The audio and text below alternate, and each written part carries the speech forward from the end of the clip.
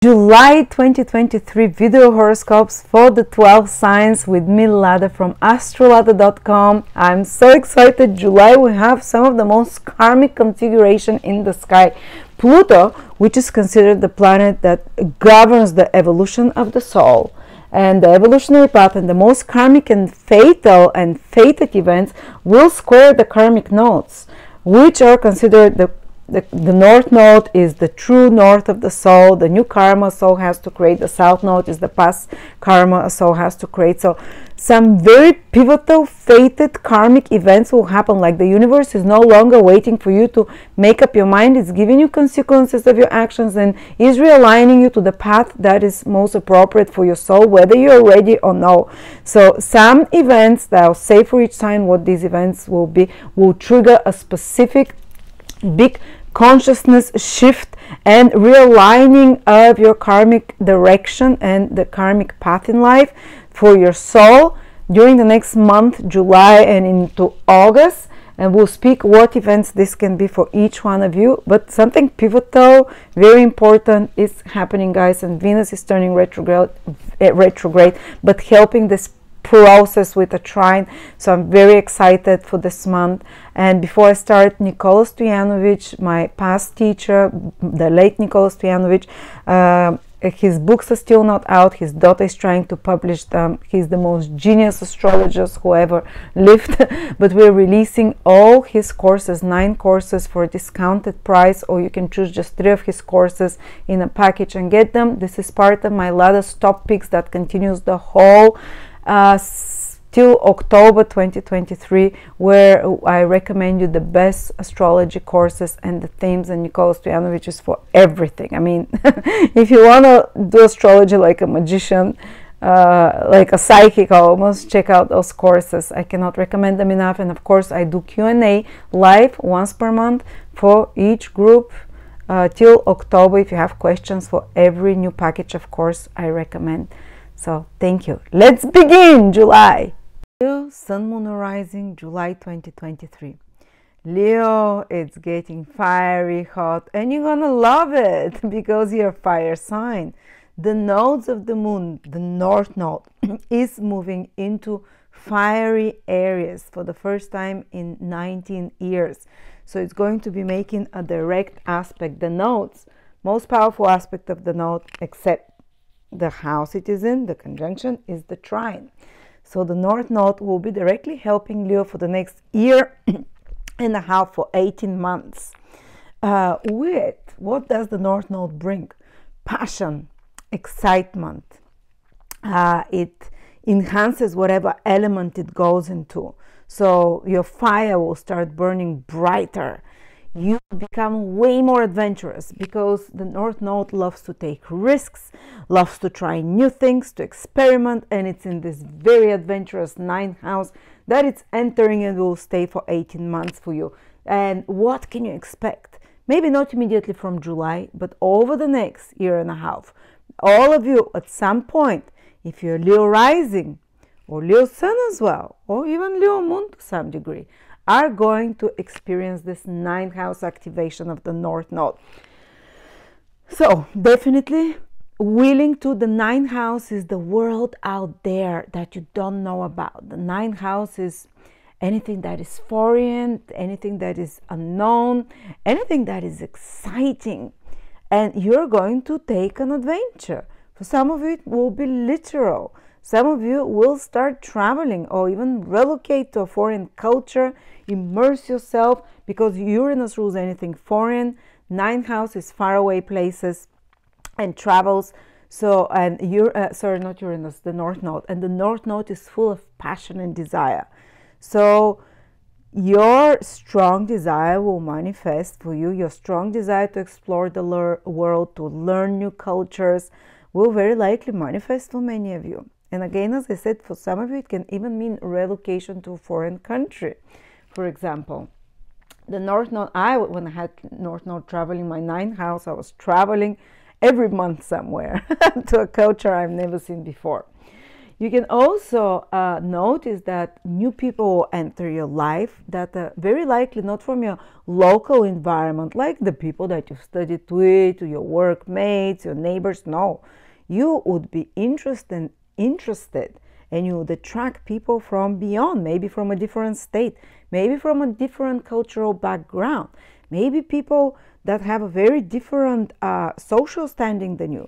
Ninth house rules people that are more erudite, more intellectual. You would become quite desirous to mingle in such circles that are more academic or more spiritual or more knowledgeable, more cultured, more elite.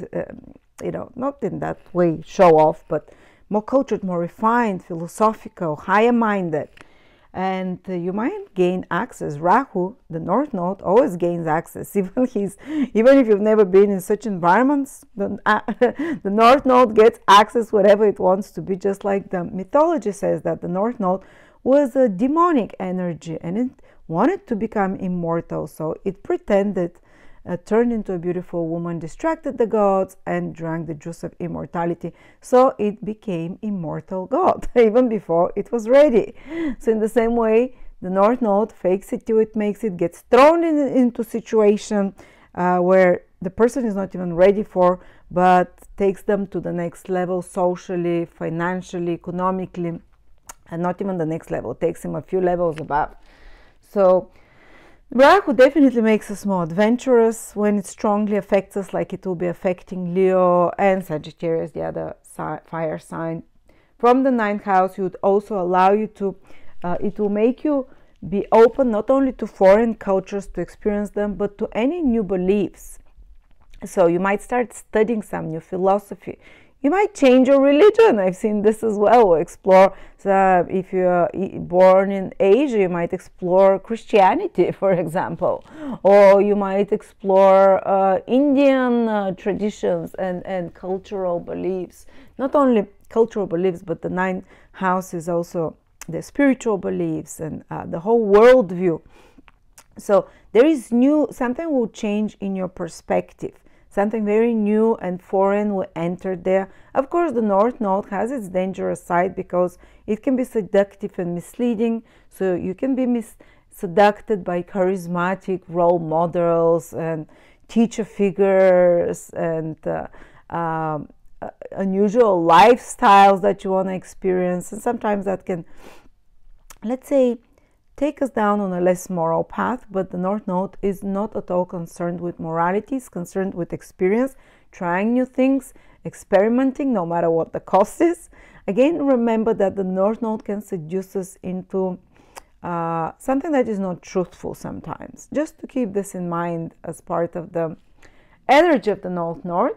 But you definitely will start feeling that you get excited about some belief system or about some new lifestyle or about some new doctrine or about some new philosophy of life, new lifestyle. You become passionate to travel, to study something new. And that's for a year and a half, this energy will be very strong with you. So if you want to study something, now it will be the time.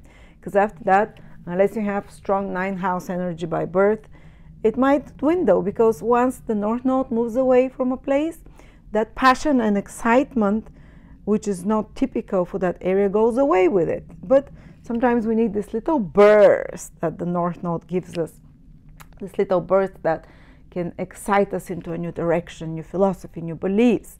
And you can realize that you know a lot more things at the end of this. You might have a new degree, or you might have reached or received a degree in a direction, or even started to study some course or higher knowledge that is way above your head, or that is way different. I started actually even my first teaching stint started around that time as well.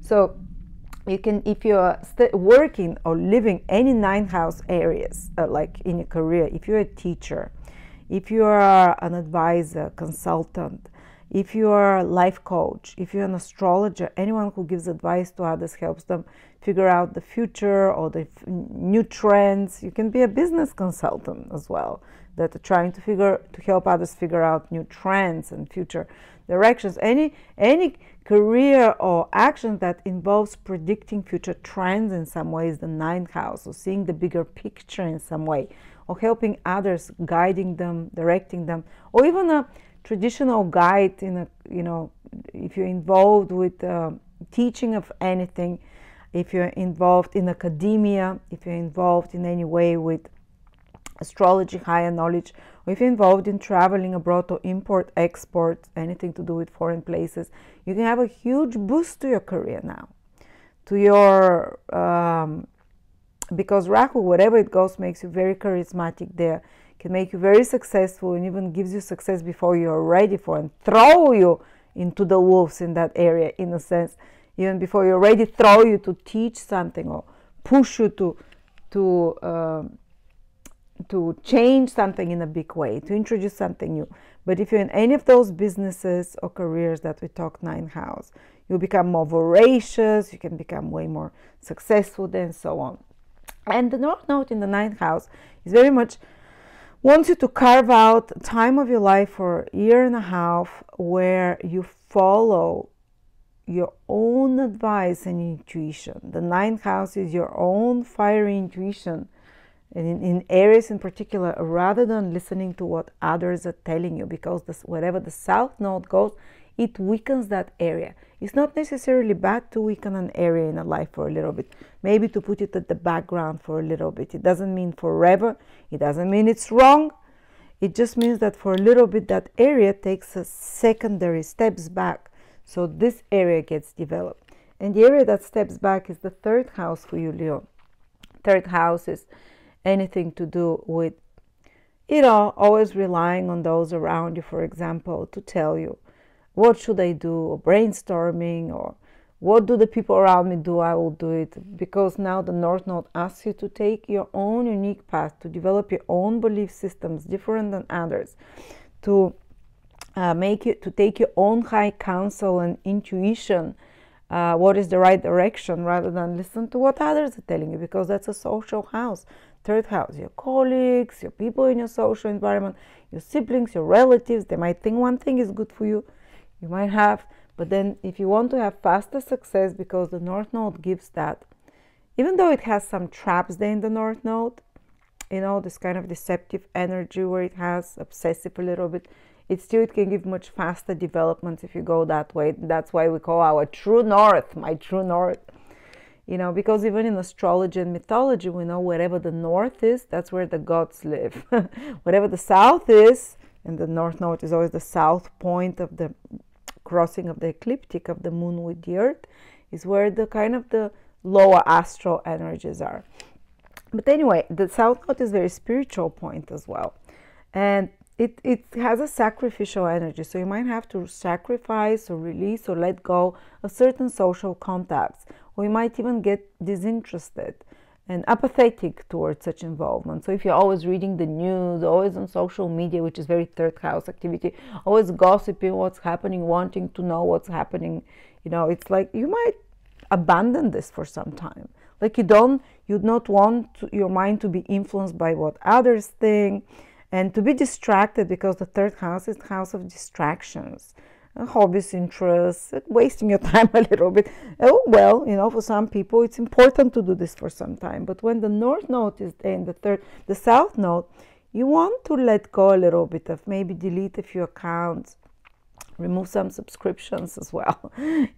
Third house rules, all of those things that busy our mind, busy our consciousness, and go more into intuition, into a mode of higher knowledge, of higher wisdom, of spiritual practices as well. Your intuitive voice can be highly stimulated when the North Node is there. While the other chatter, the monkey brain, is the third house. This is what the South Node can help you release and relax and let go of somehow, in a way. But you might have, for example, there might be like that you're letting go of relationship with a sibling leaves, or there's a crisis in the relationships with workmates or teammates or friends, or people from the past can appear as well. The South Node is considered the past and past lifetimes and things about unfinished business. Third house is social house of communication. So there might be some relationships. We're not talking sexual relationship. We're talking like everyday experiences, people in your life that reappear to be completed and karmically, let's say, released. That's what the South Node does. Put, what's that called? Closure to. Another thing you can do, you can find yourself less interested in all these distractions of the mind, television, news, social media, even purposefully like letting it go, renouncing it. South Node is very renouncing energy. That will do you good. So your mind can roam, or you can immerse yourself in foreign lands and cultures or higher knowledge of some sort and kind of block out the distractions. But sometimes we can feel a little bit doubtful about our information when the South Node transits the third house. We might doubt like everything that I've known till now as facts. It starts breaking down, or it starts not serving us, so we start finding that we can't rely on that facts and information. That's why we have to go and explore new knowledge, new territory, new perspective, because we start to see that the facts in everyday life arrangement is breaking down for us. So we need to explore either very different lifestyle or very different belief systems, because the ones that we've been using till now, like in our everyday reality, feels unfulfilling or feels emptier somehow. And it might be on the positive side, the South Node in the third house, because it's very psychic energy. You can channel information sometimes in communications. You can almost like without, how do I say, your mind can be channeling without thinking, in a sense. All right, so there's a lot of things I can tell about this influence. Sometimes the South Node in the third house, you can have problems with vehicles, with computers, laptops for this 1.5 years. Be a bit more careful. They're more easy to break, to have, you know, some kind of losses there. It is the South Node after all. Okay, while the North Node there, it might be good to do foreign investments or research of new things and so on. But this fiery energy in you enhance your ability to take own initiatives, and the ninth house is house of self-development. You can get crazy about taking self-development courses for high knowledge and so on. But at the same time, this July in particular, you'd feel something very powerful the whole month. Pluto, the most karmic planet that shows the soul's evolution, will be squaring the nodes in your third and ninth house the whole month, and even into August. So that it's a rare aspect, and it's very karmic aspect that culminates into crisis. Some crisis can happen in your life that align you to the right karmic path though. So even if it's stressful, even if it feels fated, and even if it feels scary, because the Pluto energy is not only karmic, but it's kind of like, it feels like fatalistic a little bit. That's it, you know, it's fatal. I'm not saying death necessarily, but Pluto is the skip step. And because it's squaring the nodes, whatever planet squares the nodes, it's a skip step that we need to make up for or compensate or become aware of. Now in July, it's coming from the sixth house, maybe something that will be pivotal for this shift in consciousness that the nodes want to introduce in yourself, because the ninth house is higher consciousness, the third house is normal everyday consciousness and perception of reality. Well, it might happen through Pluto. There might be some kind of crisis that shifts how you perceive reality, and that can even help you jump on a higher, because Rahu is something that you can jump a few steps above before you're already on a higher state of consciousness. To some extreme cases, some of you can have some kind of experiences that might be triggered by a crisis, or Pluto rules the Kundalini as well, that can trigger you into a higher state of consciousness in the higher mind. The ninth house is higher mind, higher perspective, to see something from a very different point of view than before, to get the third house is the forest. In, you know, the south node is like, stop being in the forest anymore. It's like watching at the trees. You can't see the path. The north node wants to pull you out on top of the tallest tree or on the wings of an eagle to see the whole forest and where the road goes. So to see some problem or situation in your life from a bird's perspective, from a much higher perspective, and to solve it. But some crisis might trigger it in this July. But it can be very good, like some change. Crisis is not a bad thing necessarily. Crisis is just change of consciousness that's triggered by some sudden realization. On another level, Pluto from the 6th house, there can be something connected to your health that can trigger that level to a higher awareness and consciousness and commitment to experience new realities, to live life in a different lifestyle as well. To enhance yourself, to self-improve, can be triggered by health problems for some of you, which is the 6th house. It can be triggered by some addiction, or it can be triggered by 6th house's self-medicating habits, but something that gotta give. It's like you're stretched on the cross, it cannot carry anymore. So a big shift is going to happen in lifestyle, in awareness, in consciousness, in health matters, anything connected to some medication or to health or to physical well-being. This can be the, let's say, the thing that tips over. The Pluto is like the pebble in the shoe or whatever, the thing that tips over the other side, so the shift happens. Or the 6th house can be a situation connected to work, or situation connected to 6th house is detoxing in some sort, or connected to purification, or connected to employment. That's another meaning of the 6th house. But it can be just Pluto energy that triggers that, some kind of a psychological deep understanding and transformative realization that triggers the shift of consciousness that we're talking about here. But definitely the changes that you experience in July and into August are on the axis of the 3rd, 9th, and they're fated karmic changes that is high time for them to happen. The universe is not waiting for you to make up your mind anymore. It's pushing it on you because that's the right path for you to walk. They're on the path of, on this 3rd house, which is with people in your life, like siblings, relatives, you know, some big changes can be happening in your local environment as well. 9th house, foreign countries, travel, higher knowledge, something to study, to learn, to teach, you know, to spread, or with teacher figures, or your state of consciousness and beliefs. With your career, this is where the fated events can happen. With your work, with your health, with how you take care of your health, with some habits, negative, or, you know, that might need to be exterminated, for example, a new positive one to be like the universe is forcing you into. Oh my God, I'm talking too much. Venus is helping the whole process, because Venus is making trine and sextile to the axis of the nodes. The whole time Venus is in your sign.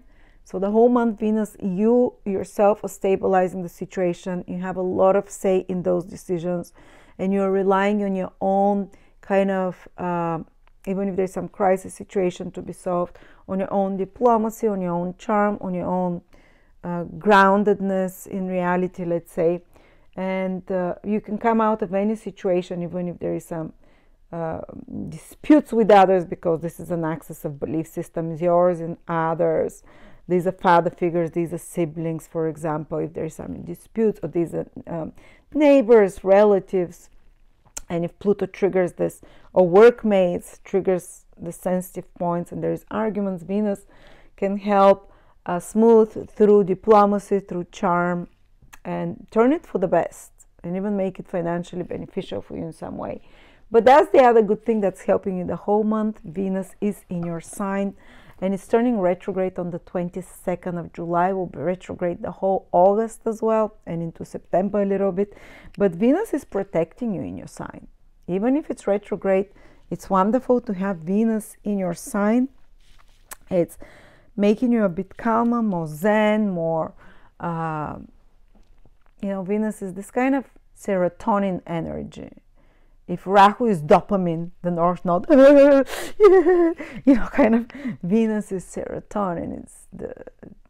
It's mushroom energy. It's big on LSD energy. It's kind of very zen and cool, and it's and loving as well. So you have this kind of energy around you, and charm. And also a lot of Leos will notice that they become more diplomatic, even with the retrograde Venus. When Venus goes, but the whole period till into October while Venus is in your sign, you can become more attractive physically, in appearance. You can start taking better care of your appearance. Your health can improve overall, even with Pluto in the 6th house there, that currently for a month can create some crisis, but it can align you to the right decision. And Venus is a planet of healing, and it's healing your whole sign.